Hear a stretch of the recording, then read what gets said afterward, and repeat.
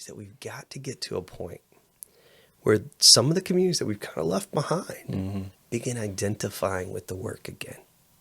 You begin trusting the work again.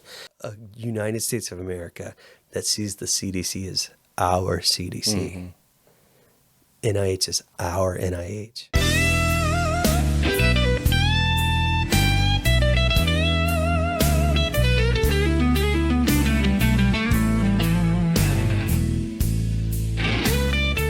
So welcome to the first episode of Root Notes. We're doing this. We are doing this, and we've been talking about doing a podcast for a very long time. I've been talking about it. I've been talking to you about it. And up until now, I have had no luck.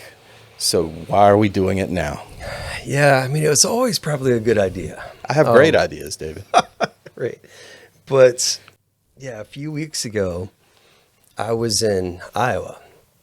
And I had the pleasure of doing the closing keynote for the public health conference in Iowa. Right. And, you know, I walk into this room. It's a hotel ballroom, you know, hundreds of people doing the work that we love. And it just felt so heavy. But my title, like the subject of my keynote was supposed to be "The Future Starts Now." And it was the closing keynote because they've been celebrating through the rest of the conference the 100 years of public health work in Iowa officially. And so I was supposed to be casting this vision of the next 100 years. Oh, no small task. Right. That's all. I'm just thinking about a century.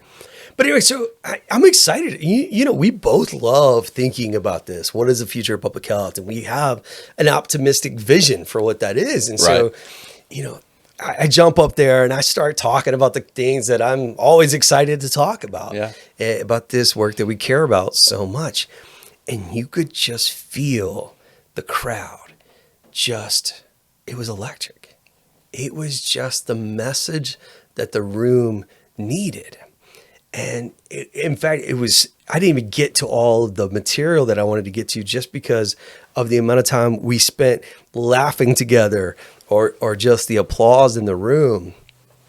And even in the middle of it, I was swept up in it. It was just this great experience we were having together, just celebrating the work and thinking about it in this optimistic framing. And it felt like it was almost cathartic because of this moment that we're in where things have been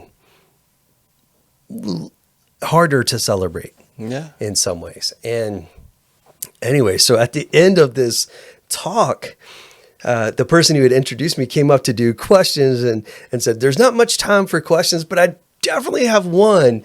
Do you have a podcast?" Of course. Yeah, of course. And all I could think is, I'm so glad that Wesley Rich is not in this space right now.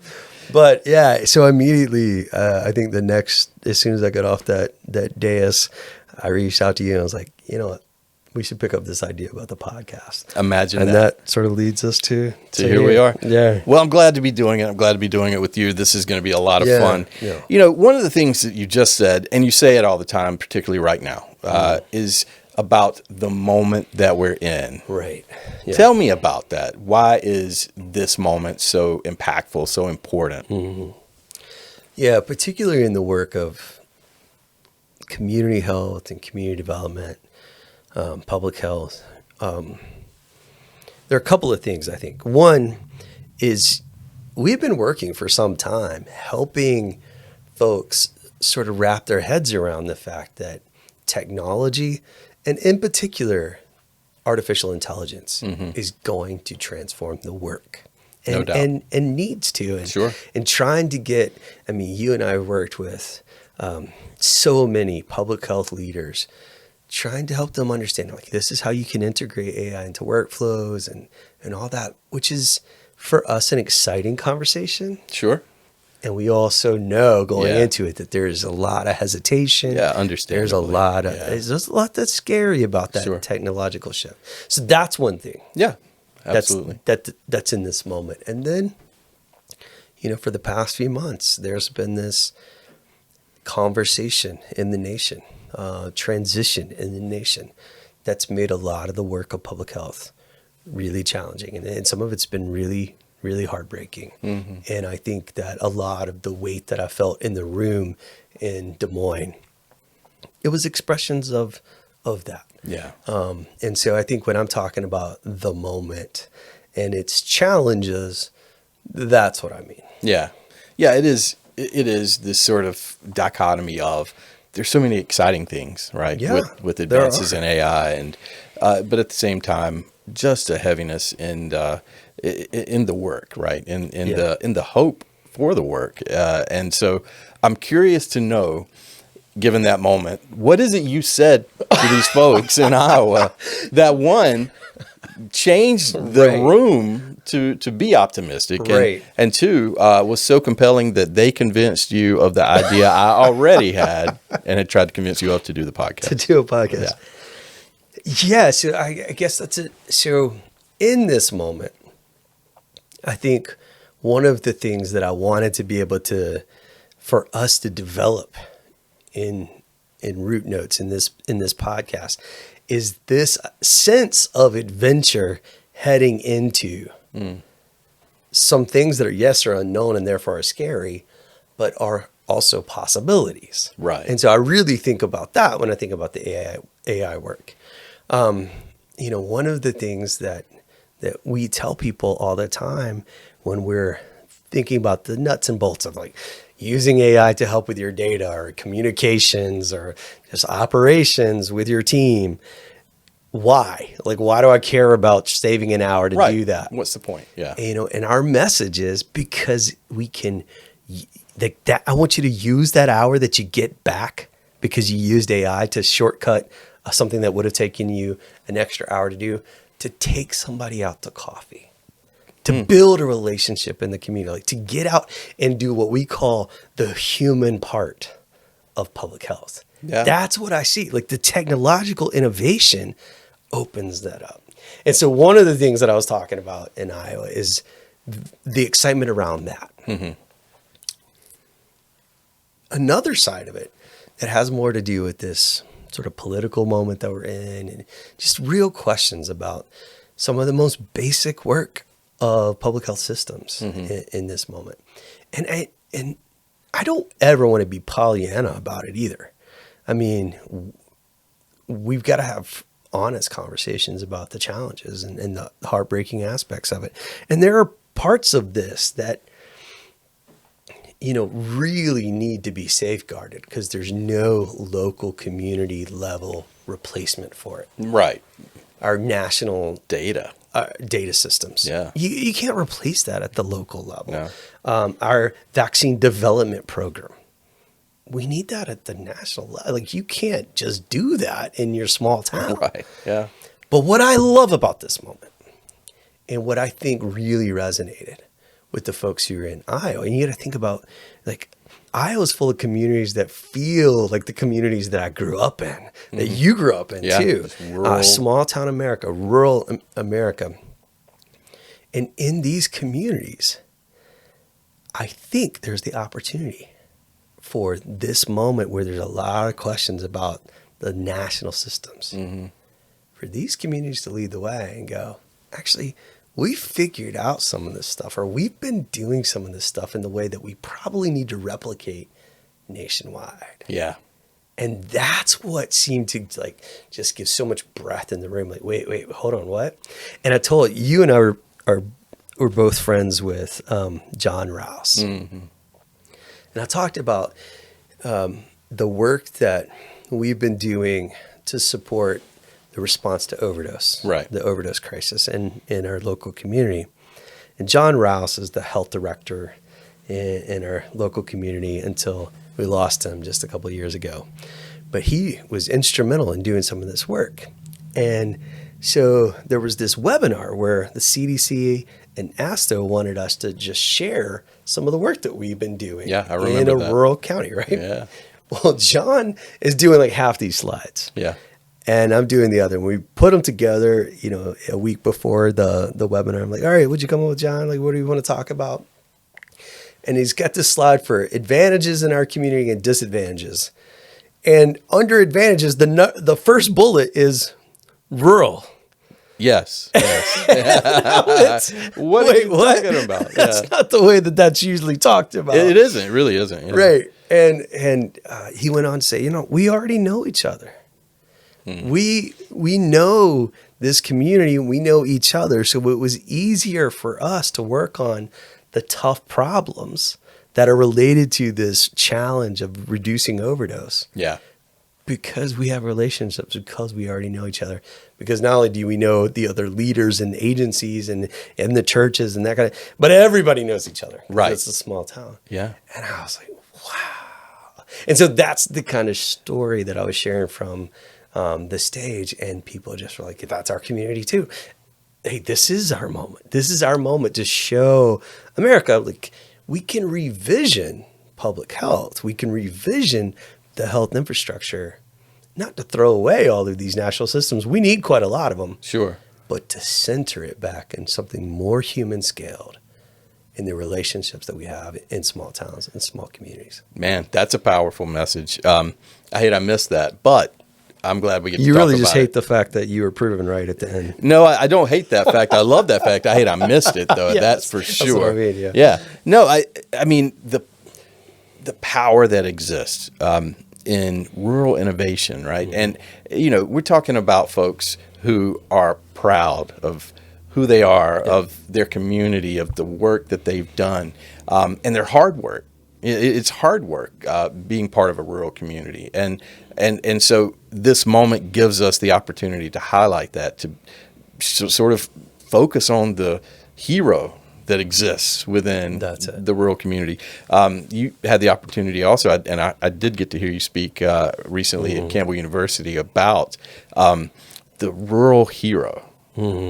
Tell me a little bit about the way you framed that, because I think it's very much related to this concept. Yeah. And I absolutely love this. And, as we're getting into this, I do want to just sort of make the note that I think the value of this is that rural communities, small town communities, it's not as if this isn't relevant for large metro areas. I mean, you and I work with large metro areas too, but it gives a nice little model for, like, how do we get this right? Even if you're in a large metro area, you've got to human size it. You got to scale it to, like, that level that feels like a real community, right? Not a made up community, but a real community. Sure, yeah. But yeah, so if you haven't read Barbara Kingsolver's Demon Copperhead, you just are doing yourself a disservice. You got to go read it. It's a page turner anyway, even if you don't care about community health, public health, overdose. But it's a story, this really compelling account of this guy who's basically living through, as a child and into adolescence, the first wave of the opioid crisis, right, in rural Appalachia. And Kingsolver is from the area, and you could feel it, and you know it. Like, she gets it, and because it's her story as well, it's her people. And so she's telling the story of Demon, who's the protagonist. And at a certain point, he's a very gifted artist, and he's very he really is into comic books. And I won't spoil the whole story for you, but there comes a point where he is drawing some cartoons for the local paper because the cartoons didn't come in for that issue. And his friend goes, "Hey, make this a cartoon, a comic book, a hero. Make it about us." And then Demon has this little soliloquy, basically, where in his head he goes, "I've been thinking about this guy my whole life." Because one of the things I do is I ask the audience, like, tell me about your favorite rural superhero. Yeah, and it's crickets, right? Yeah, actually in Iowa they have Hawkeye. They do have Hawkeye, but Hawkeye didn't, like, it's not like he did his superheroing in Iowa. He was in L.A. Yeah, and Kansas has Superman. Yeah, well, Superman. We're gonna get to that. Okay. So he goes, "I've been thinking about this guy my whole life. Not Ant-Man in L.A. or Batman in Gotham City or Superman in where? Metropolis. Right. Like, literally, it's Metropolis." Yeah, that's a good point. I've been thinking about him my whole life because when I look at these comic books, we don't show up. Right. And he goes, except for Superman. He actually goes in that. Yeah. Superman, who grew up, this demon is a foster kid, who grew up with these nice fosters in Smallville. I mean, just think about this. So pregnant with all his meaning, right? In Smallville until he got his wings, and then he tore out of there. Oh, wow. And he said, as a kid, so this character goes, as a kid, I ripped out those pages, not even understanding why it burned me up inside. And he's like, but Jesus, even a kid knows. Why don't any of them care about us? Wow. I mean, I literally had tears in my eyes reading that for the first time because I grew up in similar communities. And then the challenge was so clear to me to reflect that back. Yeah. And say, one, these communities deserve champions. Two, it's not going to look like Demon's Hero. Right. Because like in the comic book, he does really cool things. Actually, he has like the superhero grab a lightning bolt from the sky during a storm and put it into the power lines to restore power for a community. It's not going to look like that. But what it's going to look like is recognizing these incredible leaders in the community that already have so much of what you need, and it's figuring out how to professionally come alongside them. Mm-hmm. Recognize them as important enough to invest in, and then also recognize that they have knowledge about their community that's going to make all the difference. And so that's what I'm sharing back in Iowa. That's what I shared at Campbell, and just getting excited about celebrating the work that people are doing in this space, right? Yeah, I mean, it is amazing. You know, we've had the opportunity to work with Iowa and one of the smallest health departments in Iowa. Yeah. And it was one of the best experiences I've ever had. I mean, we've worked with one of the largest health departments in the United States as well, and that was great. But this in particular, because you're talking about grabbing the lightning bolt out of the sky, and I'm thinking about the folks that were in that room around that table, and they're grabbing lightning, man. I mean, it is. I mean, it's a great metaphor for some of what the work really does look like. And again, it's not coming in with like the savior complex for poor little small town America. It's quite the opposite of that. Yeah. It's recognizing, hey, there's need here. There are also assets here. And by the way that you're doing this in small town America probably still feels like our health department. Probably still feels like our community health. And what is going to lead, I think, the revisioning of public health in our country, the excitement I have about that is that we've got to get to a point where some of the communities that we've kind of left behind begin identifying with the work again. You begin trusting the work again. Like the vision that I cast is a United States of America that sees the CDC as our CDC. NIH is our NIH. Yeah. The research being done is our research. These aren't the vaccines. These are our vaccines. So let me back up for a second then, because I agree with the vision. We talked about this a lot.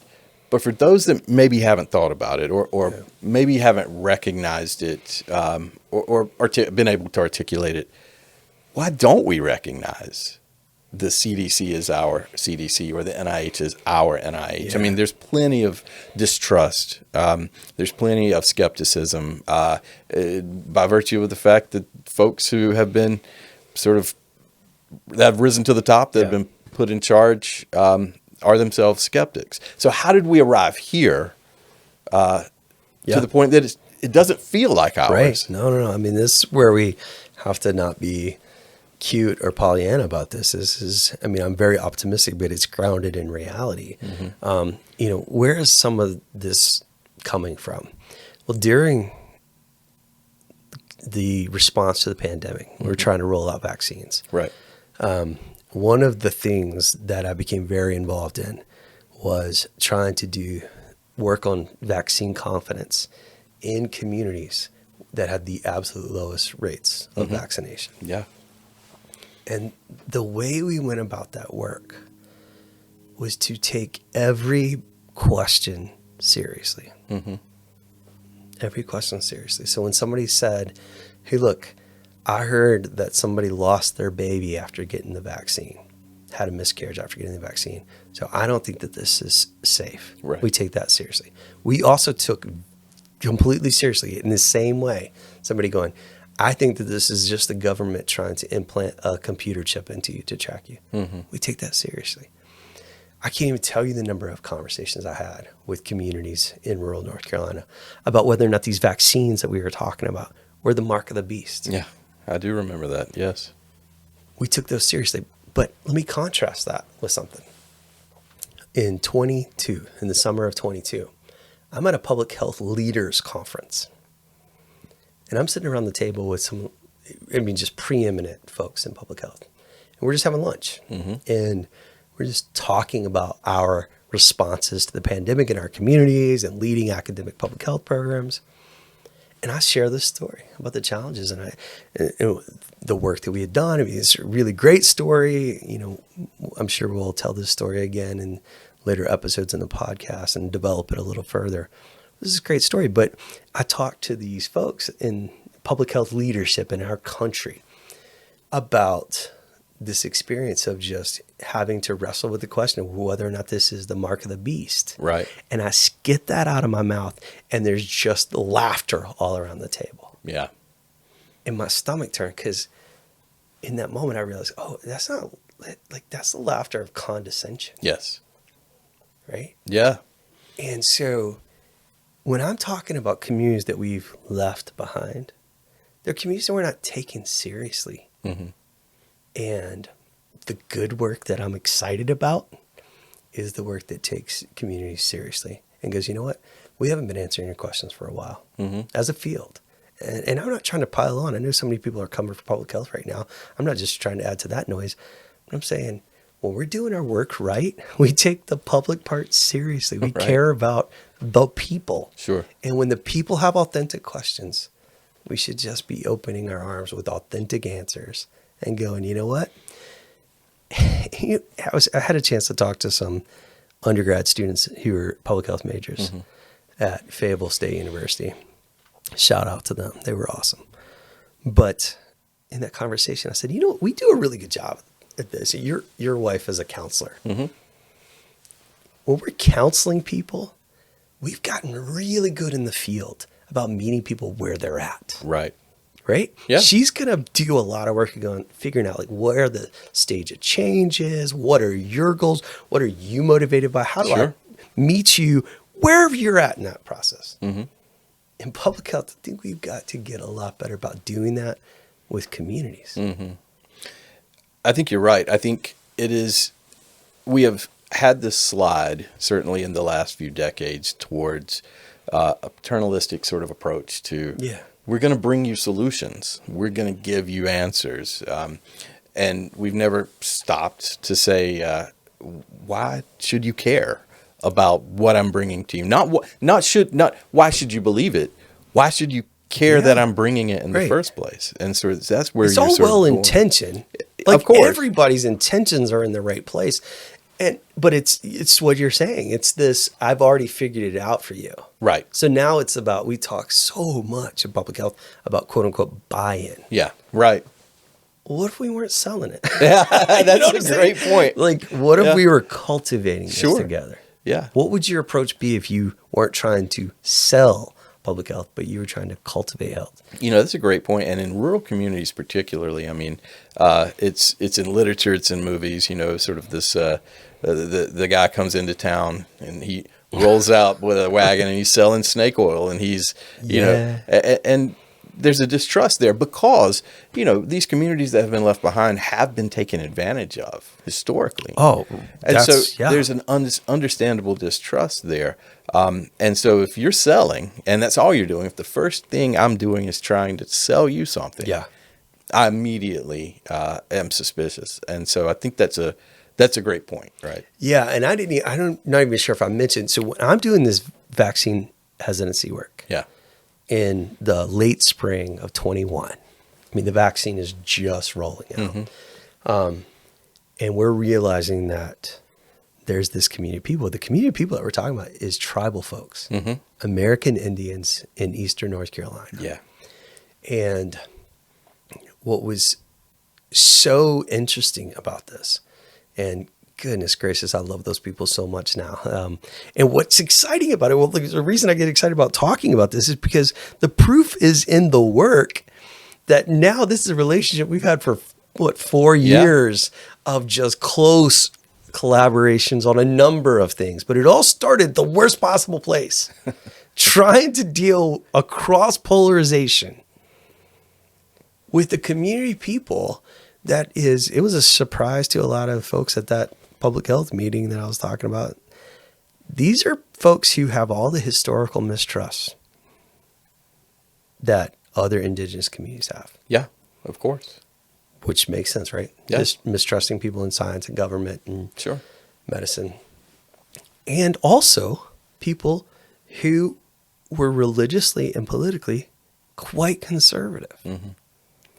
And it was those two factors coming together. So I find myself at the front of this church. And we started doing work where we were working with pastors to do vaccine Q&A. So like, look, we'll just take all the questions seriously and we'll give you the best possible answers. Mm-hmm. That ended up being our approach. Yeah. And we just go, you set up at homecoming, you have dinner on the grounds, and we'll have a table. And if anybody has vaccine questions, we'll answer them. Like, that's literally what we were doing. So I was talking they were kind enough at this Southern Baptist Association of American Indian Churches. Wow. Yeah. To invite me to have a few minutes at their meeting. And so it's a church full of pastors who are also Native folks. And the person who introduced me is a good guy, but this is how he introduced me. He said, "We got Dr. Tillman here from Campbell University. He's the chair of the public health program there." He goes, "Dr. Tillman, sometimes we have a hard time listening to folks like you because we still remember smallpox blankets." Wow. Dr. Tillman. That's how I got the microphone in that moment. Yeah. I tell this story all the time, especially tell it to our students, because that introduction is earned. Not by me, but by a lot that I represent. Sure. And so like that mistrust, it's valid. It's valid. Yeah. It's expected. Yeah. So we walk into those spaces and we have to honor that. And so I'm not saying, I think it's just about getting out of this sort of good guy, bad guy mentality. Like one of the issues that we're working on a lot right now is trying to help folks think more clearly about fluoride, right? Yeah. There's a real pushback against fluoridation of water, something that felt like for a lot of people like us, settled science, yeah, it's right? a given, yeah. Well, my sense is that the people who are interested in that are mostly people who are motivated by noble things. Their understanding is not where I'm at on the issue. Sure. But it's not as if they're trying to do heinous things. No, they're concerned. They have a genuine concern. They're worried. They're worried. Are we ingesting things that are toxic for me and my children? Right. I can relate to that. Are you kidding me? Like that should be easy for us in public health to go, oh, I get that. Yeah, well, I get that. There's plenty of historical reason for them to have that. There's plenty of contemporary reason for them to have that. Flint, Michigan, for example. I mean, there's really compelling reasons to be suspicious. That's a great example. So just a tremendous amount of humility to go, you know what, those questions make sense. Yeah. And I feel like that approach is exciting. Sure. Your questions make sense. Let's carry you along in this process. Let's make sure that this is a conversation that two of us are having and not me trying to sell you on something, to your earlier point. Yeah. Yeah. I had the same opportunity, during the pandemic and the early days of vaccines being available, to go to churches and talk with folks. And it was strategic in the sense that, I didn't reach out to them. Folks who were connected to the church who knew me, not Dr. Rich, they knew Wes. That's it. They reached out and said, Wes, there's lots of questions. Would you be willing to come Sunday night, Wednesday night, and talk with our folks? They just want to ask questions. So absolutely. Glad to do it. And that was it. And they had the same questions. Does this cause birth defects? Is this gonna be some sort of thing that I'm gonna be morally opposed to because I've heard that there's the aborted fetal tissue. Oh, right. We had that in every one. Yeah. Every Q&A we did. Yeah. And that's a great example. And these are folks that I know have the best intentions. They want to protect themselves. They want to protect the community. But they also are operating from a moral framework that, they have a fear that they might be violating something because of maybe misinformation or misunderstanding. Right. But it's totally understandable. It's motivated by things that are relatable. But yeah, motivation is good, right? And if we start there, it's a great sort of, it's the common ground, right? The common ground is we both want good things. And see this, I'm so glad you shared that example, because this whole, what you just shared about, they reached out not to a public health expert. No, yeah. They reached out to Wes. Yeah. Who is a public health expert. Right. Like, I trust you as the guy in the community. Right. And when you have these public health questions, can we talk to you about this? Right. That's the reason that I think small town America, these rural communities, have an advantage in this moment. Because in a nameless, faceless public health department, as urban departments can be, sure, and certainly federal departments can feel very disconnected from local communities, it's going to be hard to do that. Yeah. And that's the reason I think that we can lead the way by saying, like, actually, the way we solved this was through coffee meetings. And the way we solved this was through relationships that then allowed us to be able to talk about this without trying to shout people down. Like, if I believe that you're motivated by heinous things, then maybe the only response I can have is to try to shout you down. Right. Maybe. I don't even know if that's true, but maybe that's true. Sure. But when you're recognizing what you just said about these communities that are actually, their intentions are so noble. Oh, sure. But they're just drawing different conclusions than the conclusions that you would most like to see them draw. Yeah. It's easy to work from relationship. So, we talk about public health at the local level, particularly whether it's in a rural community, whether it's in an urban community. We talk about being the chief health strategist. We talk about being the convener, all good things. And the whole idea of the convener is more akin to what we're talking about, is this idea that we're bringing folks to the table. We're bridging organizations and nonprofits and government together, braiding this together to do the good work of public health. But what I hear you saying, and what I think might be a better title, instead of chief health strategist, it's just chief relationship builder. Right? Yeah. Although that's going to feel like really wonky for a lot of folks. But I think you're onto it, man. Like, we come with, I'll never forget, early on in trying to figure this out. I'm like, we're having this great experience doing this work. And then I asked in a group of other thought leaders, I was like, is this scalable? And Nyla, who was being kind by being truthful to me, she looked across, African-American Muslim woman. She looked at me and went, slavery was scalable. Maybe scalable is not what we're looking for. Oh. And I went, whoa, okay, let me back up. Way to get Let checked, me question man. That's exactly my right. assumptions here about the good of scalable. And so I think at some level, like, maybe the way to do this is the hard way. Yeah. Of relationships. Right. It's not about the corporate way or the industrial way to roll out strategy.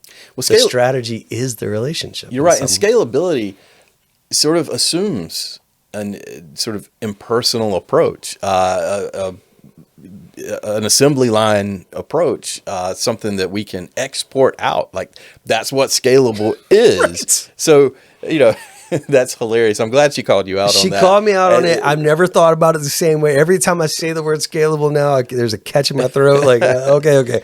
But, and it gets to, I think, so are we being cute? Like, no, we're not being cute. Yeah. In fact, somebody said to me, like, what are you saying? Like, every single generation, every single community, we're going to have to build relationships so that we can work through ideas around vaccines and fluoride. I was like, yeah, that's why it's work. Yeah. That's right. It's why it's work. This is hard work.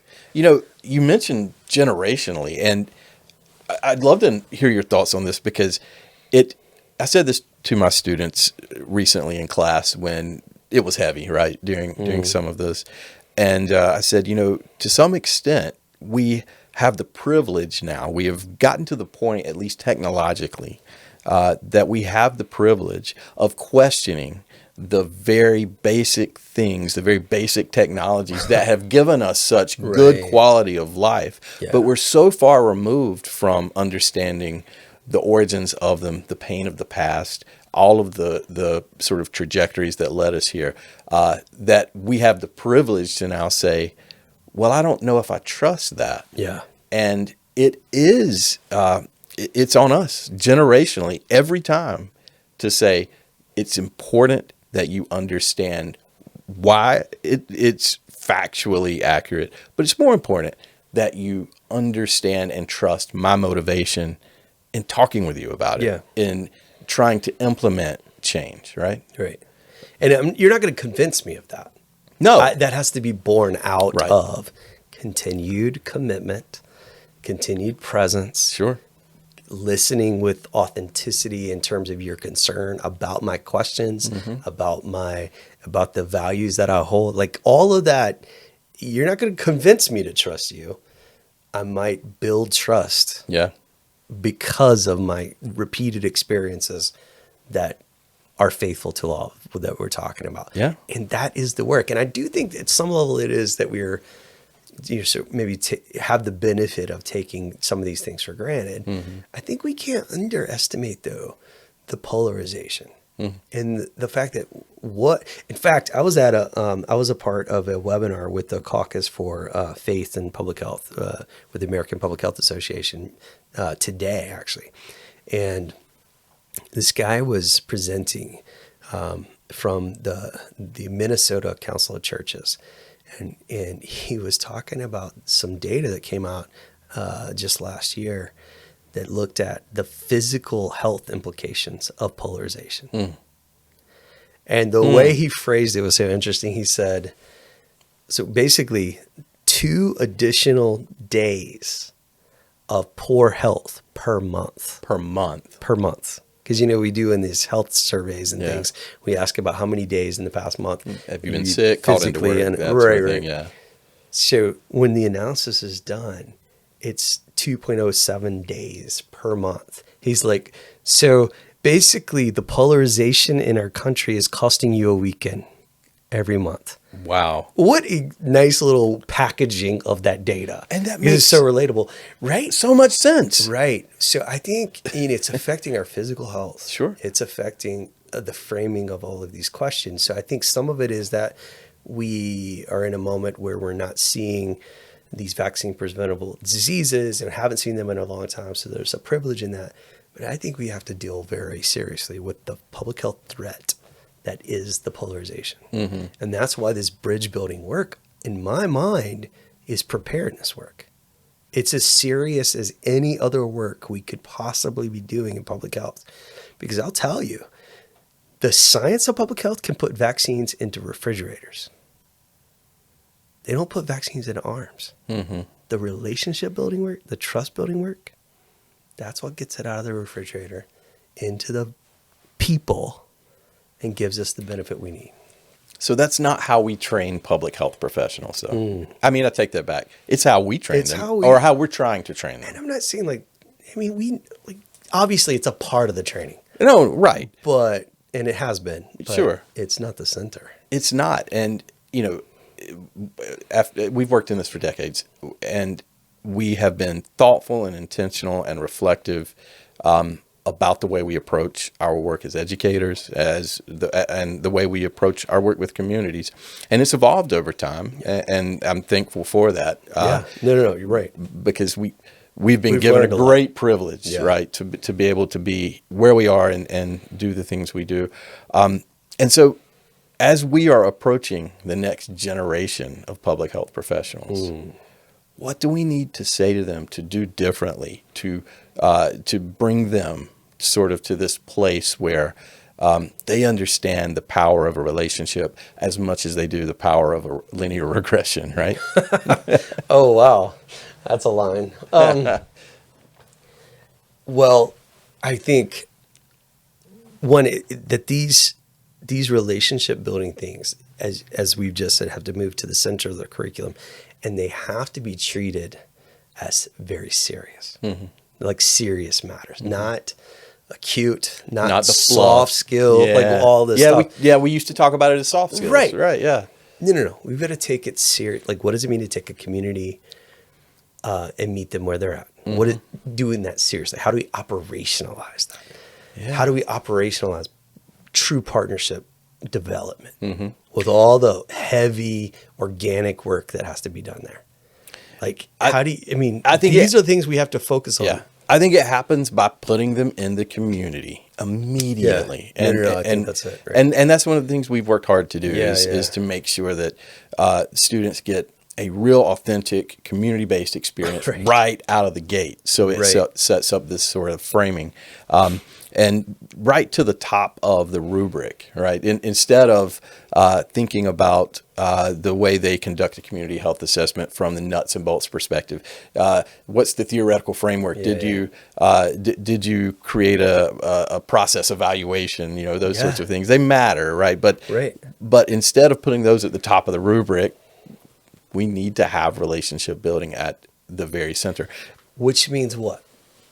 It means we have to restructure the way that we think about the training. Yeah, that's right. You're right. Putting people in the community, it means, it's to braid the two things together. It means I want AI doing more of the stuff we used to train in NPH programs. That's right, yeah. And you spending more time in dialogue with me so that I know you're good in dialogue. Well, we're going to get some hate from some of the purists out there on this because someone's out there throwing their coffee at the computer right now saying, look, SPSS, SAS, R, all of these things are important. Students need those skills. They are important.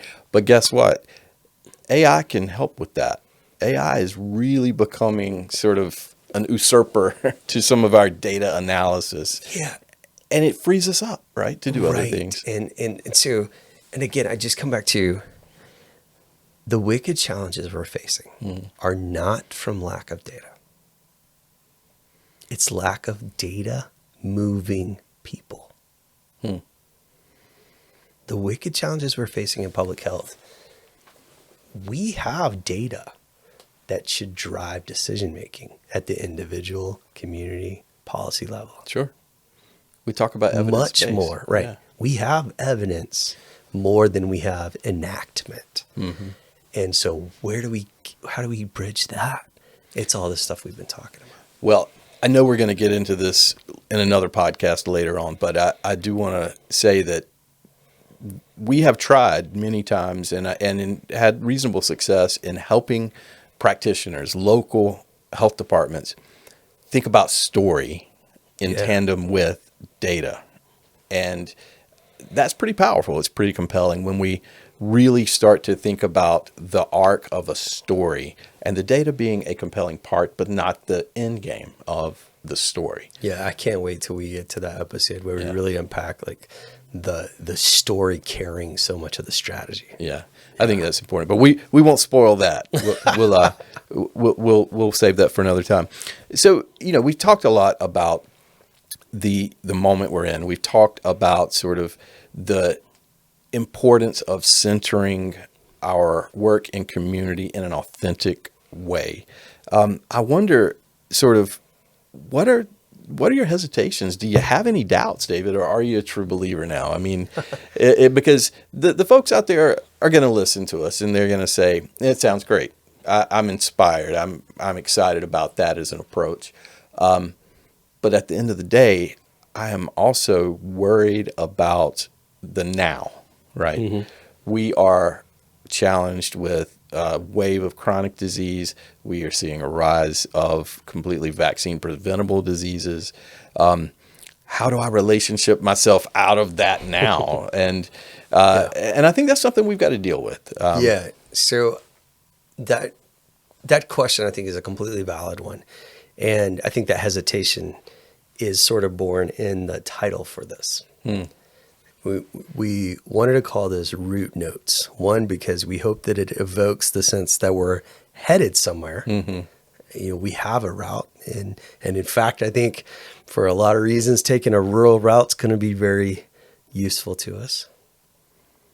But as along this way, we're making notes. This is not route certainty. Yeah, that's right. Right? That's right. We're not coming to this conversation as if we've got it all mapped out. This is exactly how AI is going to smoothly help us create exactly the things. If somebody's telling you that they understand that, then they're a fool. And if you believe them, you're a fool. Yeah. Because the reality is this sense of adventure that I talked about is because we don't really know. Right. We have some instincts. We've seen some really good stuff happen. We know that there are good possibilities out there. But it is up to us to create this.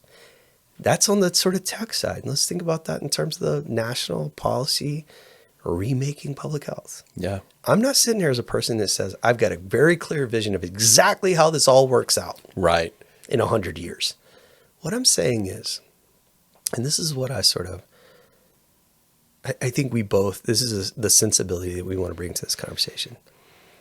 We think that the way to do public health work is through humility.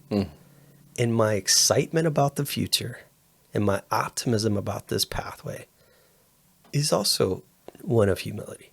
Knowing that I don't have all of the answers. We don't have all the answers. No. And nobody's really going to. But I do think that we can share notes with one another. We can be open to what we're learning along the way. And we can be oriented to the next 100 years of public health in such a way that just asks the question, how am I the best possible ancestor that 100 years from now, they're looking at the work that we did in 2025, 2026, 2027 is laying out a path to a healthier community, locally, and nation and world. That's what we want to do. Yeah. How can we share notes about how we become that? I think that's a great answer. I think it is a tall order, and I think it is the only path forward we have in this moment, as you have articulated. And it's exciting. It is exciting. Join us. Yeah, join us. Absolutely. Thanks so much. It was a lot of fun. Yeah. Well, let's not end on a heavy note, even if it is a hopeful one. Yeah, it is a hopeful, hopeful exciting, but also, whew. Yeah, it's heavy, but it's also hopeful. So one of the things we want to do is we want to ask about, on this route, right? What are some detours worth taking, right? So what are you excited about that is upcoming or that you're engaging in that might be a bit of a detour, but might be one that folks should check out? Yeah. So, the first detour we're taking is an Instagram and TikTok account called Jacob Simon Says. You got to look this guy up. Okay. Every day he posts good news in the world of science, planetary health, climate change. So good news in those things single day. It might be about a coral reef that seems to be rebounding. Yeah. It might be about some species that was on the brink and is doing well. It might be about innovations in cities to deal with their waste. It's every single day. This guy puts out stuff that just makes you feel good about what's going on. And so there's plenty of other stuff in your feed. A detour worth taking is checking out Jacob Simon Says. Okay, well, I'll drop a link in the description. Folks can check that out. I'll definitely check that out because I could use a little good news in my feed for sure. Good deal. All right, so Wes, before we leave, what's up the road? What's our next episode look like? Yeah, so I'm very excited about it. We're going to talk about complexity is not confusion. It's not confusing at all. Yeah, complexity science, chaos theory. Yeah, we've talked about those things a good bit. Some really good sort of seminal literature out on that we've argued about and discussed. So maybe we'll bring some of that into the conversation. But complexity is not confusion. Very excited about that. So hope you guys will join us for that and check in with us again. And hopefully you've enjoyed the conversation. I certainly have. Appreciate y'all. Thanks.